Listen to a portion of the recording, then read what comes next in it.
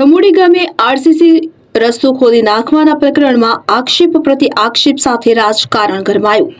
વિગતે વાત કરીએ તો છોટાઉદેપુરના ધમોડી ગામે તાજેતરમાં નવનિર્મિત આરસીસી રોડ ખોદી નાખવા મામલે ભારે વિવાદ સર્જાયો છે, જેમાં આમ આદમી પાર્ટીના કાર્યકરો અને ભારતીય જનતા પાર્ટીના કાર્યકરો સામસામે આવી ગયા છે। પ્રારંભમાં આમ આદમી પાર્ટીના કાર્યકરો અને સ્થાનિકોએ પ્રાંત કચેરીએ ઉગ્ર રજૂઆત કરતા ગંભીર આક્ષેપો કર્યો હતો કે ચૂંટણી અદાવત રાખીને ભાજપના કાર્યકરો દ્વારા જાણી જોઈને જાહેર રસ્તો તોડી પાડવામાં આવ્યો છે। રજૂઆતમાં જણાવ્યા અનુસાર ગ્રામજનોને સતત ધમકીઓ આપી હેરાન કરવામાં આવી રહ્યા છે, કે જેના કારણે રોષે ભરાયેલા લોકોએ આવેદનપત્ર આપી દોષિતો સામે કડક કાર્યવાહી કરવાની માંગ કરી છે। જો કે આ વિવાદમાં આજે નવો વળાંક આવ્યો છે, જ્યારે ભારતીય જનતા પાર્ટીના કાર્યકરોએ છોટાઉદેપુર કલેક્ટર કચેરીએ પહોંચી વળવું આવેદનપત્ર પાઠવ્યું છે। ભાજપ કાર્યકરોએ સ્પષ્ટતા કરતા જણાવ્યું હતું કે રસ્તો ખોદવા પાછળ કોઈ ચૂંટણી અદાવત કે રાજકીય કારણ જવાબદાર નથી, પરંતુ આ સમગ્ર વિવાદ પરિવારના આંતરિક વિવાદને કારણે ઉભો થયો છે। કાર્યકરોએ વધુમાં ઉમેર્યું હતું કે વિરોધ પક્ષ દ્વારા તેમને રાજકીય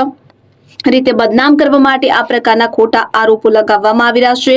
આમ ધમોડી ગામનો રસ્તો અત્યારે રાજકીય ખેંચતાણનું કેન્દ્ર બન્યો છે, કે જેમાં એક પક્ષ તેને જોહુકમી ગણાવે છે તો બીજો પક્ષ તેને પારિવારિક મામલો ગણાવી રહ્યો છે। વિષય જે ધમોડી ગામે જે બનાવ બન્યો છે એમાં ખોટી રીતે મને બદનામ કરવા માટે આમ આદમી પાર્ટીના નેતાએ થઈ ન્યૂઝ પેપરમાં આપ્યું છે, એમાં ખોટી રીતે મને બદનામ કરે છે।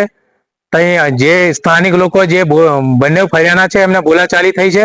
એમાં આરસીસી જે ખોદ્યું એ કહેવા માંગે છે કે બાજુની માટી ખોદીને જે રસ્તા પર બંધ કર્યો છે ને એમાં ખોટી રીતે અમારું નામ આપ્યું છે ઉમેદવાર તરીકે। આ ઉમેદવાર કર્યા અમે હાર પહેલા સ્વીકાર લીધી છે, અમે આ રીતનું ના કરીએ ને આ જે અમારા પર આક્ષેપ મૂક્યો છે એ અમે એકદમ એમનો વિરોધ કર્યો છે, ને જે આ કરાયું છે એનો એકદમ તદ્દન એનો તપાસ થવી જોઈએ।